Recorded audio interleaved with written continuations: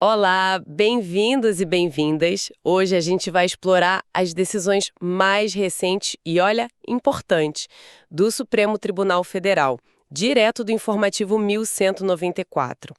A nossa missão aqui, como sempre, é aquela: traduzir o juridiquês, né? Trazer para uma conversa clara, acessível, para quem está na faculdade de Direito ou na batalha dos concursos, ou simplesmente para qualquer pessoa que quer entender melhor como a justiça funciona e como isso afeta, enfim, o nosso dia a dia. E falando nisso, se esse nosso bate-papo aqui está sendo útil, uma forma de ajudar muito a gente é compartilhar, sabe?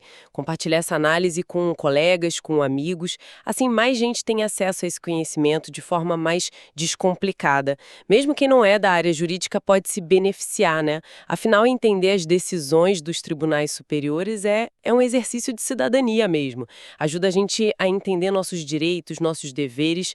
Preparados, então? No cardápio de hoje, olha, temos temas bem relevantes: concurso público, nepotismo, o impacto da tecnologia no trabalho, autonomia da defensoria pública, regras do jogo no processo legislativo e orçamento, e mais. Ok, vamos lá, vamos começar a desvendar isso.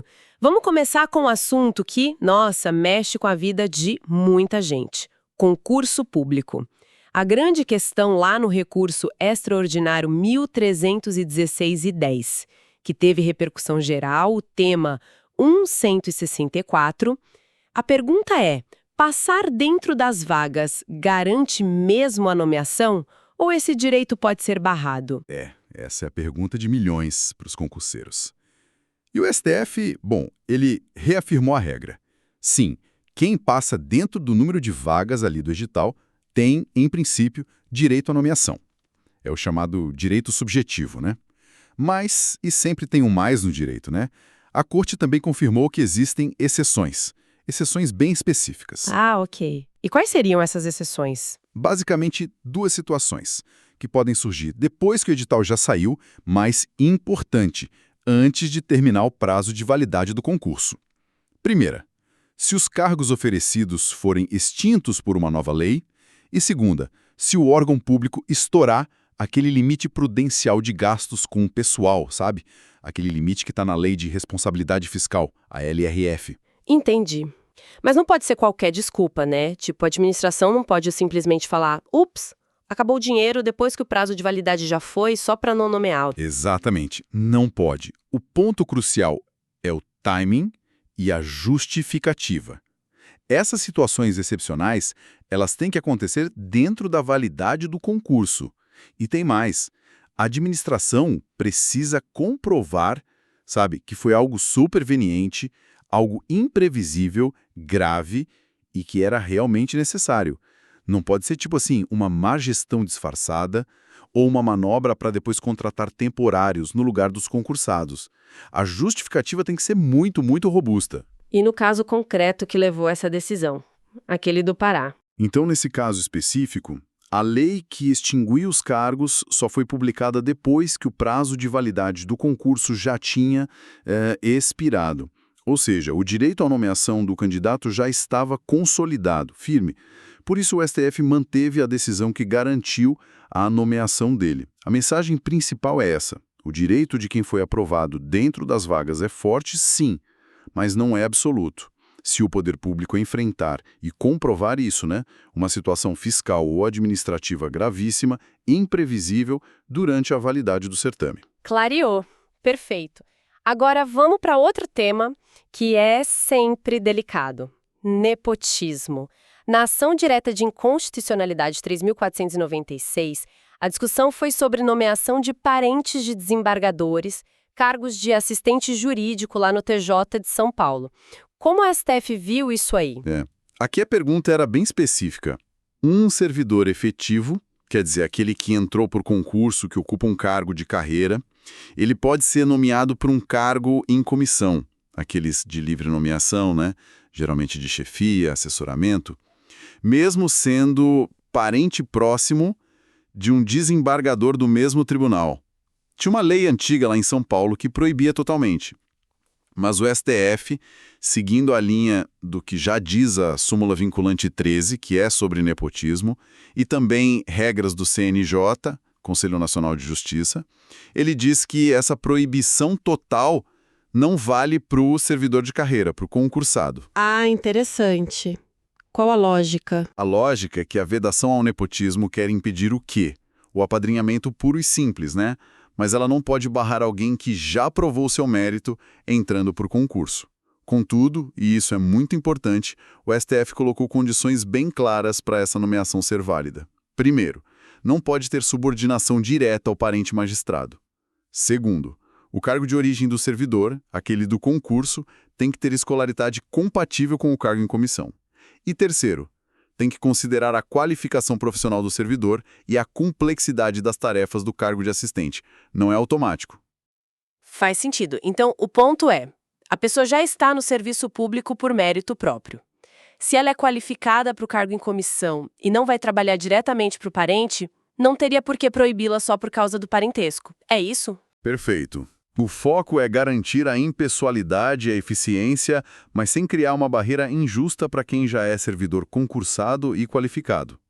Por isso, o STF declarou que a proibição na lei paulista era parcialmente inconstitucional, justamente para permitir essas nomeações, desde que cumpridas as condições, claro.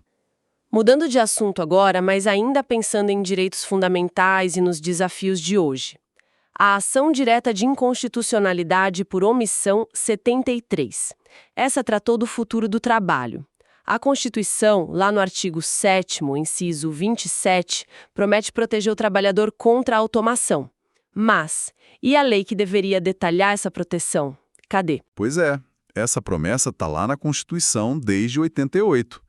A ADO, que é essa ação direta de inconstitucionalidade por omissão, né?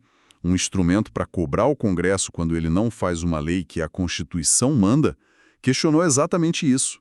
E o STF concordou, disse que o Congresso Nacional está em mora, ou seja, está demorando demais para regulamentar essa proteção. E declarou essa omissão inconstitucional. Exatamente, declarou a omissão inconstitucional. Olha, a tecnologia avança, né? Máquinas, algoritmos substituindo funções, novas qualificações sendo exigidas, a segurança no trabalho muda. A Constituição previu a necessidade de regras claras para lidar com isso, para buscar um equilíbrio entre o avanço tecnológico e a proteção de quem trabalha.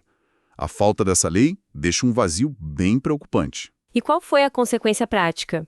O STF puxou a orelha do Congresso, como se diz. De certa forma, sim. Não aplicou uma multa nem nada, mas deu um prazo, 24 meses.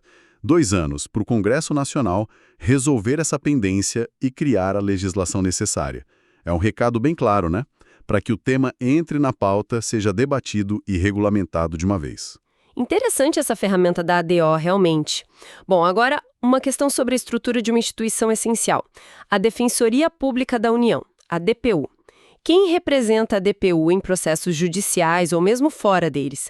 A ADI 5.603 discutiu isso. Olha, a Lei Complementar 80, que organiza a Defensoria, diz que é o Defensor Público Geral Federal. Mas aí surgiu a dúvida. Isso não estaria invadindo a área da Advocacia Geral da União, a AGU?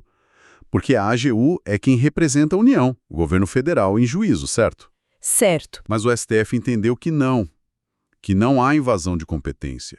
A Corte já tem um entendimento consolidado de que órgãos com status constitucional, como é o caso da DPU, mesmo que não tenham personalidade jurídica própria, como uma empresa pública, por exemplo, podem sim ir à justiça para defender seus interesses institucionais, sua autonomia. Permitir que o chefe da DPU represente a própria instituição foi visto como algo que, primeiro, evita conflitos de interesse, imagina só a AGU, tendo que defender a DPU contra outro órgão do próprio governo. Complicado. Pois é. E segundo, que está alinhado com o que já acontece nas defensorias estaduais. Então a norma foi considerada constitucional, a DPU pode ser representada pelo seu chefe máximo. Entendido. A autonomia da instituição acaba justificando essa capacidade de se autorrepresentar.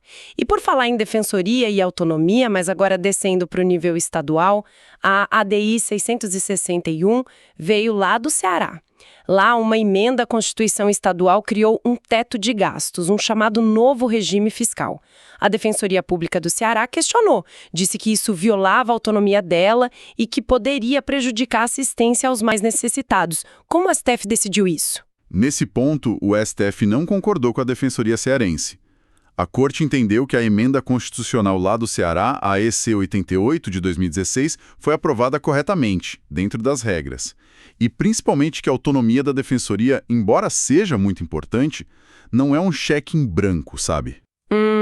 Não é algo que a deixe imune a regras gerais de responsabilidade fiscal que valem para todos os poderes e órgãos autônomos do Estado. O raciocínio foi que o equilíbrio das contas públicas é importante para garantir a continuidade de todas as políticas, inclusive as da própria Defensoria. A instituição, claro, mantém sua autonomia para decidir como usar o dinheiro dentro do orçamento que é destinado a ela, mas não pode simplesmente vetar a política fiscal geral do Estado. Entendi.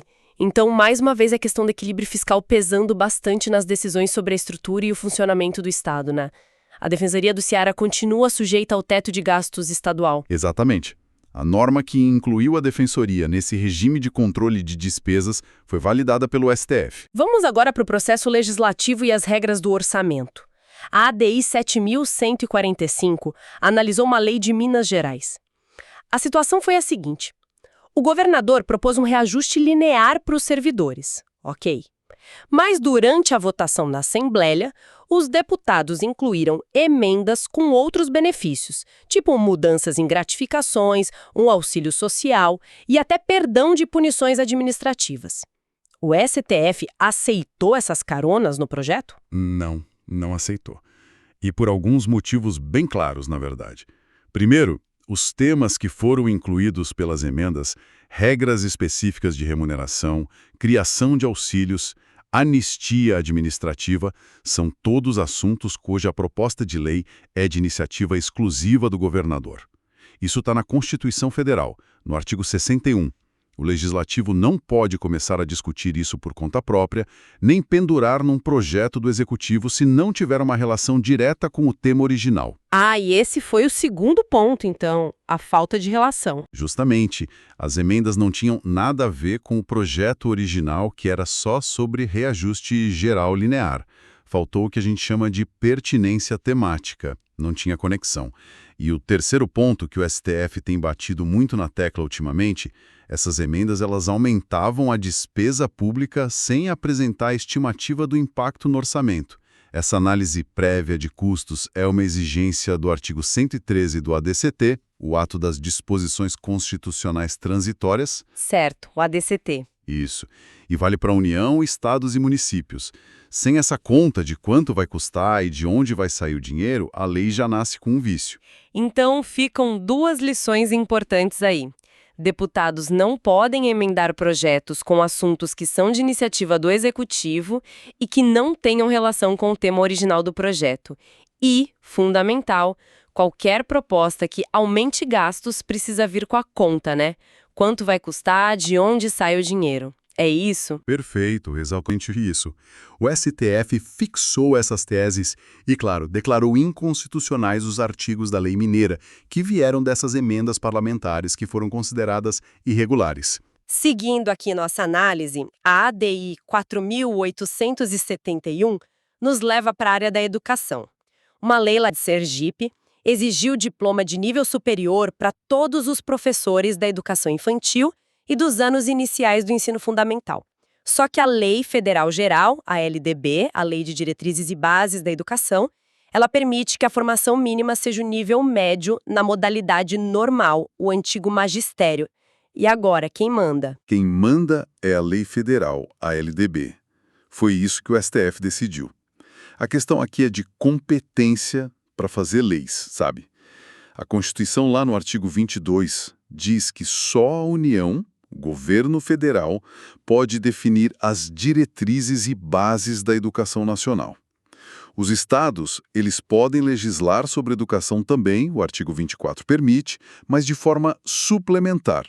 Ou seja, para complementar a lei federal, adaptar a realidade local, mas não pode contrariar as regras gerais que vêm de Brasília. Entendi. E a LDB definiu o mínimo, né? Exato. A LDB define um piso, uma formação mínima, que é o nível médio normal. A lei de Sergipe, ao exigir nível superior como única opção, não estava complementando. Estava, na verdade, contrariando a norma geral. Estava invadindo a competência da União. O Estado pode até criar cargos que exijam nível superior, claro, mas ele não pode proibir a contratação de quem cumpre o requisito mínimo federal estabelecido na LDB. Por isso, a lei estadual foi considerada inválida. Exatamente por isso. Foi declarada inconstitucional por um vício formal, que é um problema de competência legislativa. O Estado legislou sobre algo que não podia, ou pelo menos não daquela forma. Agora vamos mergulhar no direito processual do trabalho, com o recurso extraordinário 1387.795, que virou o tema 1232 de repercussão geral. Uma situação super comum na prática. A empresa X é condenada na Justiça do Trabalho, mas não paga, some ou não tem bens. Aí a pergunta: pode-se cobrar a dívida da empresa Y, que é do mesmo grupo econômico, mas que nunca foi parte do processo lá no comecinho? Olha, esse é um nó que a Justiça do Trabalho tentava desatar há muito tempo, e o STF buscou dar uma definição mais clara agora. A regra geral fixada pelo STF é: não pode cobrar de quem não participou do processo desde o início, da chamada fase de conhecimento, que é onde se discutiu se a dívida existia mesmo, quem devia, quanto devia. Certo. Incluir outra empresa do grupo só lá na frente, na hora de cobrar, na fase de execução, sem que essa empresa tenha tido a chance de se defender sobre a origem da dívida lá atrás, isso viola garantias básicas da Constituição, viola o devido processo legal, o contraditório e a ampla defesa, porque a defesa na execução é bem mais limitada, né? Sim, bem mais restrita, mas e as exceções? Existem? Existem sim, mas elas precisam ser comprovadas e seguir um rito específico. Basicamente são duas situações. A primeira é a sucessão empresarial. Acontece quando a empresa Y comprou ou assumiu a empresa X, e aí assume também as dívidas trabalhistas. Isso está previsto lá na CLT, no artigo 448-A. A segunda é o abuso da personalidade jurídica. Isso é quando se prova que houve fraude, desvio de finalidade ou aquela confusão patrimonial entre as empresas do grupo. O artigo 50 do Código Civil trata disso. Mas atenção aqui.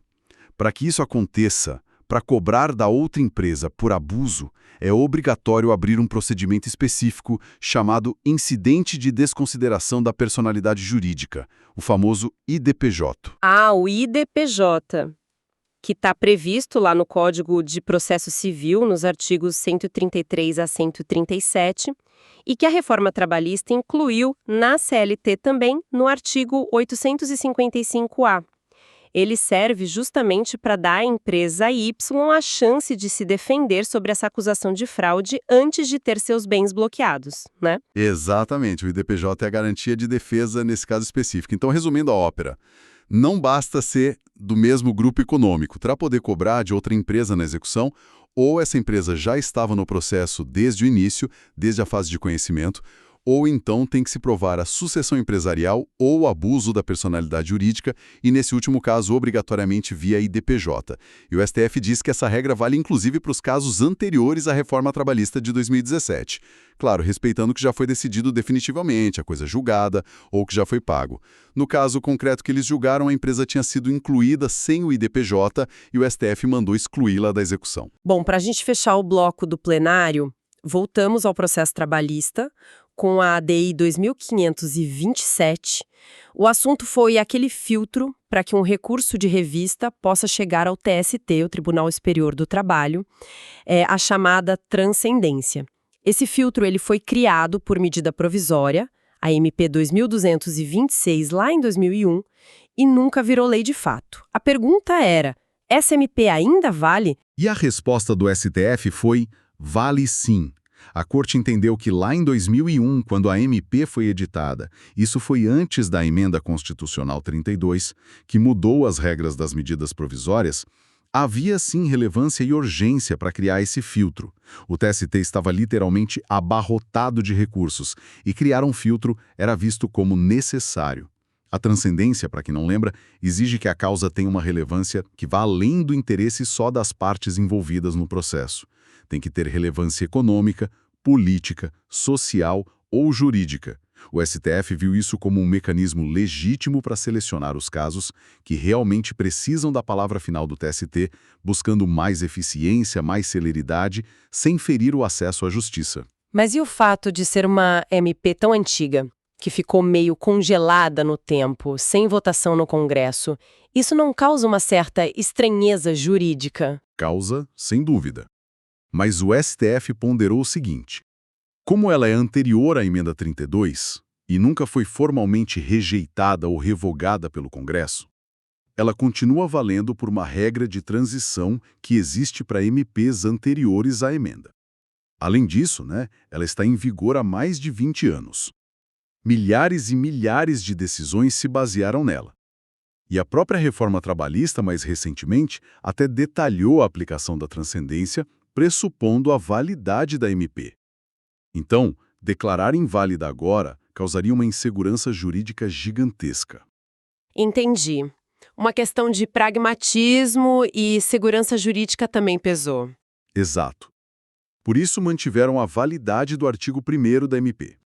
Mas fizeram um apelo ao Congresso. Um apelo para que finalmente legisle sobre o tema de forma completa, substituindo a medida provisória por uma lei formal, como deveria ter sido feito lá atrás. Realmente um giro por decisões muito significativas do STF, né? Vimos os limites para administração em concursos, as nuances do nepotismo para servidores de carreira, a cobrança por legislação sobre automação, a autonomia da DPU e, ao mesmo tempo, os limites fiscais para defensorias estaduais, além de pontos cruciais sobre como as leis são feitas e os orçamentos controlados, competência para legislar sobre educação e regras importantes no processo do trabalho. Então, assim, qual o panorama geral que fica disso tudo para a gente? Olha, fica bem claro o papel do STF como esse árbitro de conflitos bem complexos no nosso sistema, né? Vimos a Corte ora validando a autonomia de órgãos importantes como a DPU, ora limitando essa mesma autonomia em nome da responsabilidade fiscal, como foi o caso lá do Ceará. Ora, freando o legislador estadual quando ele invade a competência federal ou desrespeita regras orçamentárias, como a gente viu nos casos de Sergipe e Minas Gerais. Ora, cobrando o legislador federal por omissão, como no caso da automação e trabalho. É uma dinâmica constante, né? Exatamente. É uma demonstração constante dessa tensão que existe entre garantir direitos fundamentais, como o direito do concursado, do trabalhador, do acesso à justiça pela defensoria, e, ao mesmo tempo, manter a eficiência e a responsabilidade na gestão pública e, claro, respeitar o pacto federativo e a separação dos poderes. E fica, talvez, uma reflexão para nós, né? Por um lado, a gente tem o judiciário reconhecendo a demora do legislativo em tratar de temas que são essenciais e urgentes como a automação na AD 73. Por outro lado, a gente vê crescentes restrições fiscais sendo validadas e impostas a órgãos públicos que são fundamentais para garantir direitos como a defensoria no caso da AD 6061. Como que a gente equilibra essas forças? Como garantir que direitos sociais que estão previstos na Constituição não fiquem só no papel diante dessa pressão econômica e, às vezes, da inércia política em regulamentá-los adequadamente? É algo complexo para a gente continuar pensando. Excelente provocação para encerrarmos nossa análise de hoje. Realmente um ponto para refletir. Esperamos que esta conversa tenha trazido luz sobre essas decisões tão importantes. Se gostou, se achou útil, lembre-se de compartilhar. Ajuda muito o nosso trabalho. Continue conosco para mais direitos sem juridiquês. Até a próxima!